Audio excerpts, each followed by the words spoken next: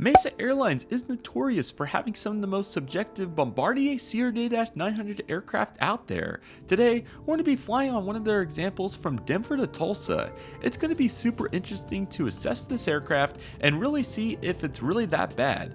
Join me here for this flight today, everybody. Let's go ahead and get started. Welcome everybody to Denver International Airport.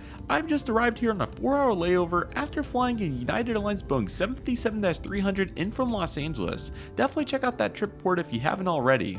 And it's safe to say that Denver has some of the best plane spotting out there.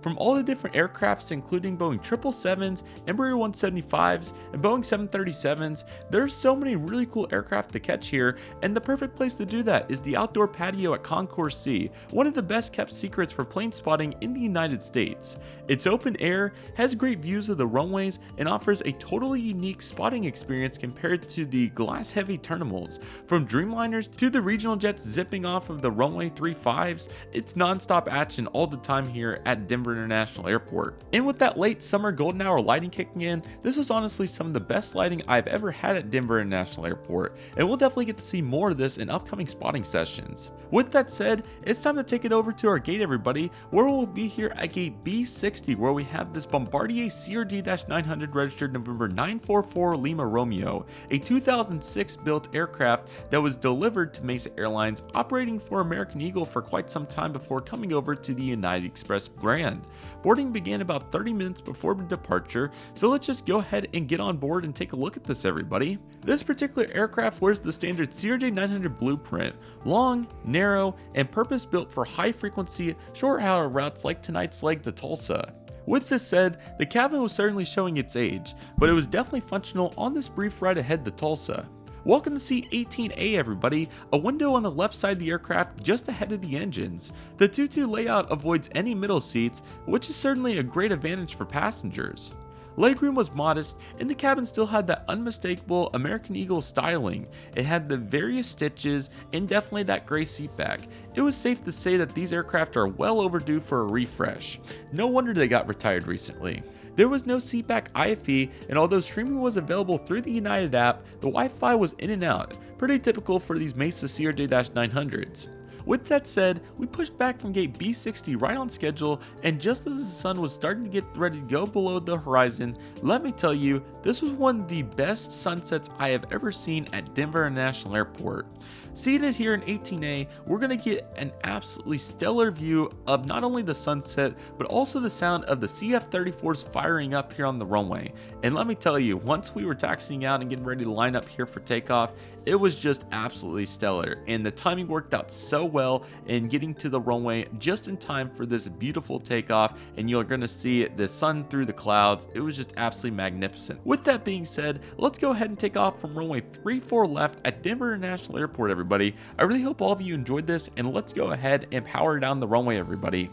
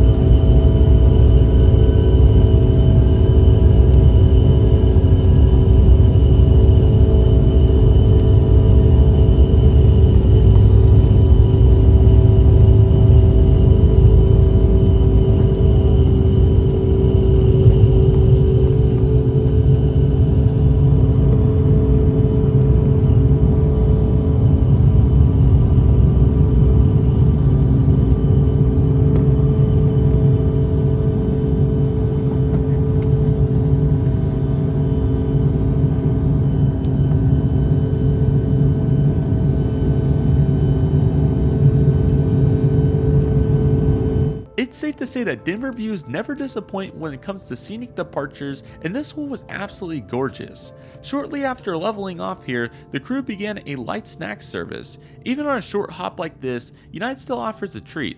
A packaged cookie and a bottle of water was my choice, and there was plenty of options available for all customers. With that said, the flight did get a little bumpy not long after the service began. Most passengers kept their snacks sealed or held on to their drinks as we rocked through the unstable air over Colorado and Kansas. And let's go ahead and get into a little bit more of a deep dive of the Mesa Airlines Bombardier CRJ-900 aircraft. So the main story with these aircraft is they flew with American for quite some time, dating all the way back to the late 2010s and all the way up to as recently as 2023. You can find not only American operating these, but also US Airways Express, as there was many of these through the Charlotte and Phoenix hubs for quite some time.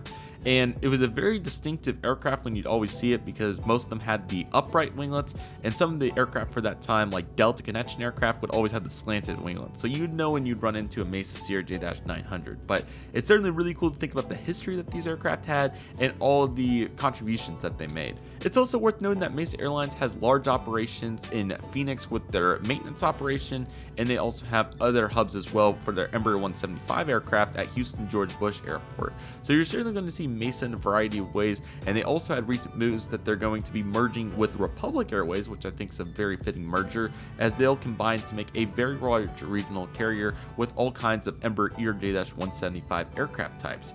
But as for the CRJ-900s, the story goes as US Airways Express was the first carrier here in the US, and these aircraft previously flew for European carriers like Alitalia. But anyway, US Airways, until the American Airlines merger, for the first 5 to 8 years of their life here in the US, and then American took them over and moved a bunch of them over to the Dallas-Fort Worth operation, and you could see them still at Phoenix and some of the other hubs as well. So that continued all the way from 2015 all the way until 2023, and long story short, to put it simply, there was some financial disagreements between American and Mesa. There was some sort of lying or some sort of problem in there between the data and the numbers, and American was not happy with that. American pulled the contract from Mesa on these Bombardier CRJ-900s, and Mesa quickly looked for an operator of these aircraft, and United surprisingly took them on. United obviously is growing into a more premium experience. I think luxury is probably a little much, but a nicer experience for the passenger, even on these regional flights. So I was certainly surprised by this. This does not last long, as Mesa flew these aircraft with United for a little over a year or so. These were already pulled off the schedule towards the end of 2024, and they started around the mid 2023 range. So 2 years at best, Mesa had these CRJ-900s in it, for United. I'm certainly glad that I had the opportunity to take one of these CRJ-900s. It was certainly a fascinating experience, and without a doubt very interesting. But anyway, Mesa had a solid 24 of these or so, somewhere in that 24 range, and they flew into all kinds of mid-sized airports for both American and United, and even back to US Airways.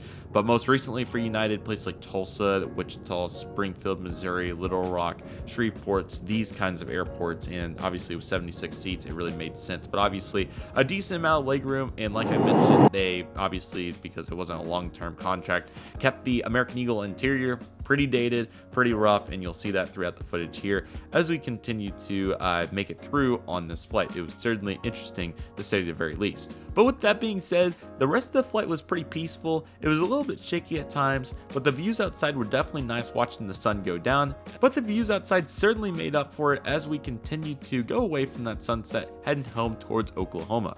I would give the cabin condition a solid 2.5 out of 5, heavily worn as we talked about. The seat comfort was a 3 out of 5. It was a little snug, but it was certainly tolerable for this flight. The cleanliness was a 3 out of 5. There was a couple places that were not very great, but the majority of it was also tolerable with age. The amenities, just a decent 3 out of 5. No IFE, of course, and the Wi-Fi was kind of eh. And then the overall vibes for this flight, I would give it a 3.5 out of 5. It was, a decent experience there, right? But it was certainly due for an update on this aircraft, and I think that's, like I said, why United pulled the plug on these so fast.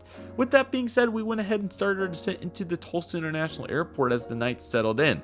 The final approach gave us a beautiful view of the city grid, which lit up across the horizon. So overall, I thought United did a really good job with this flight. Despite the very dated and rough go at it here with the Mesa CRJ-900, the service was still adequate, and like we mentioned, very adequate for the hops of this length here for United. Would I pick this over any mainline aircraft or even the Embraer 175? Absolutely not, but is it good enough to get us from point A to point B and perhaps a little bit more comfortable than the CRJ-200 for most passengers? 100% yes. It was certainly an interesting opportunity to take advantage of this aircraft, and it's unfortunate that they're now retired and moving on, and we will never see Mesa fly the CRJ-900 for any real airlines again. But you know, it's just part of it. They sold it to the private vendors, and for the customer experience, it is absolutely the best choice. So United got out of this contract quickly, and that's where more Embraer 175 aircraft will be entering the fleet here soon.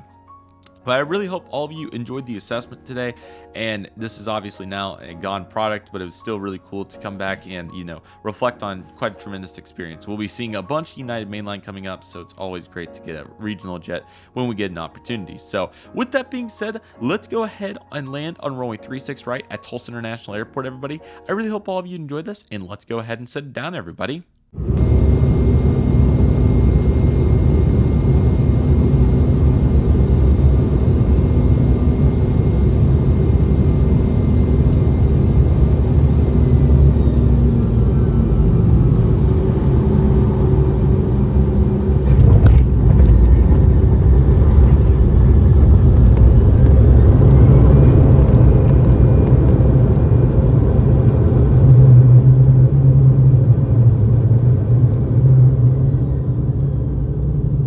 We touched down at exactly 9:45 p.m., just a few minutes behind schedule here at Tulsa International Airport. The taxi gate B10 was relatively quick, and the ramp at Tulsa was fairly calm, with a couple of the mainline offerings coming in here on the 10 o'clock arrival sequence. One last glance here at November 944 Lima Romeo before heading into the terminal, everybody. Another regional jet mission accomplished. It's safe to say that this flight wasn't about luxury, it was about simplicity, convenience, and getting to where I needed to go. Sure, the cabin showed its age, but the aircraft performed just as it should for this flight. The seat in 18A was nothing special, the turbulence kept it all interesting, and the sunset was absolutely spectacular, along with the joyous spotting at Denver's Concourse C patio made the journey really fun. I really hope all of you enjoyed this short hop from Denver to Tulsa with United Express on their Mesa Airlines Bombardier CRJ-900. If you enjoyed it, feel free to leave a like, subscribe, and follow along for more trip reports that are on the way. With that being said, that'll do for today's video, everybody. We went from 5,200 feet to 677 feet in just one flight. If you enjoyed it, feel free to let me know. And with that being said, let's go ahead and conclude the video, everybody. Thank you all so much for watching. Take it easy, everybody. Stay safe. Just process. Do love and love you do. My name's CM Aviation. I want to thank you all so much for watching, and I'll see you all soon as CM Aviation is signing off.